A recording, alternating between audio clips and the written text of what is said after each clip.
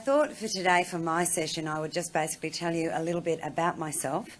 I'm hoping that most of you do indeed know me through my column in the Sunday Mail. I say hoping because I'd never actually presumed that you all do know me. And I learnt that lesson a couple of months ago at a function after I spoke. A gentleman came up to me when we were all having coffee afterwards, and he said, oh, I thought we were going to see Gillian Whiting, the newsreader. And I said, oh, I'm terribly sorry, sir. And he said, so am I, love. So if you were hoping for Gillian today, I'm very sorry, it is just me. A little bit about me. Something that's probably not too well known is that before I was a journalist, I actually was a primary school teacher here in Queensland.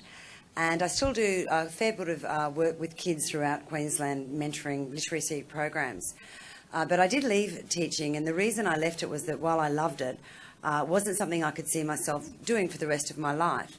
But my time teaching certainly had its benefits for me, and it certainly gave me some pretty fond memories, and I thought I'd just share one of them briefly with you today. But the real reason I stayed was the school principal there was quite an amazing woman.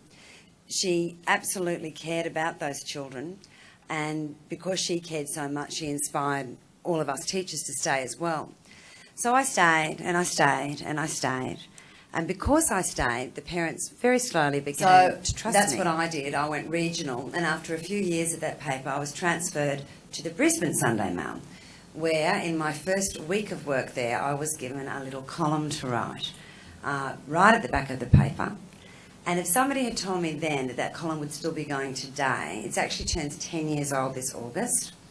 If someone had told me then that that column would still be going, I would have been absolutely amazed. Totally would have asked for more money.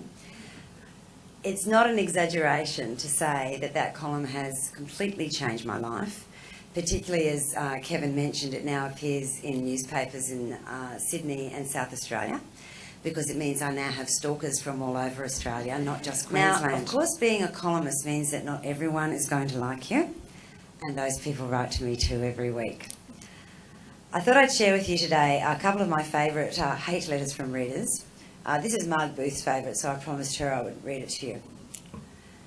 Dear Frances Whiting, I hate your column. I hate your stupid photo. I hate everything you write. I hate your clothes. I hate your hair.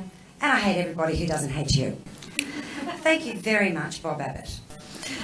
The thing we've noticed with hate mail, all of us journalists at the Sunday and Courier Mail, they always end very politely. We don't know why, they do. But people can have a very strong reaction to the column. There's not really much you can do about it as a writer. But the one thing I've noticed across the board is that the people who love the column really, really love it, and the people who hate the column really, really hate it. Dear Frances, would you stop going on and on about your son? Anybody would think you were the only woman in the world who has ever had a baby. I think I speak for many mothers when I say we really don't need to hear any more stories about your so-called special son. I have 5 children, and you know what? I just get on with it. Readers often come up to me and thank me for writing the column, but really it is always me that should thank them, because it's very much a two-way street. I'm always surprised how lovely my readers are, and I'm always surprised how loyal